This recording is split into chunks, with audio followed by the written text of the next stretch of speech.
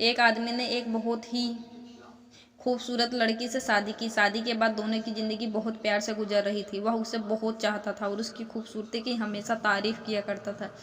लेकिन कुछ महीनों के बाद लड़की चर्म रोग से ग्रसित हो गई और धीरे धीरे उसकी खूबसूरती जाने लगी। खुद को इस तरह देख उसके मन में डर समाने लगा कि यदि वह बदसूरत हो गई तो उसका पति उससे नफरत करने लगेगा और उसी नफरत बर्दाश्त नहीं कर पाएगी। इस बीच एक दिन पति को किसी काम से शहर से जाना पड़ा बाहर। काम खत्म करके जब वह घर लौट रहा था उसका एक्सीडेंट हो गया। एक्सीडेंट में उसने अपनी दोनों आंखें खो दी, लेकिन इसके बावजूद भी उन दोनों की ज़िंदगी समान तरीके से आगे बढ़ती रही। समय गुजरता रहा और अपने चर्म रोग के कारण लड़की ने अपनी खूबसूरती पूरी तरह।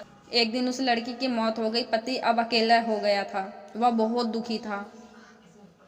वह उस शहर को छोड़कर जाना चाहता था। उसने अंतिम संस्कार की सारी क्रियाविधि पूर्ण कर दी और शहर छोड़कर जाने लगा। तभी एक आदमी पीछे से उसे पुकारा और पास आकर कहा, अब तुम बिना सहारे के अकेले कैसे चल पाओगे?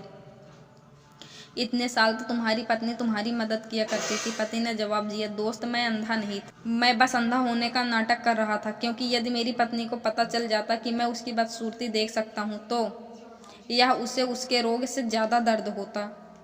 इसलिए मैंने इतने साल अंधे होने का दिखावा किया।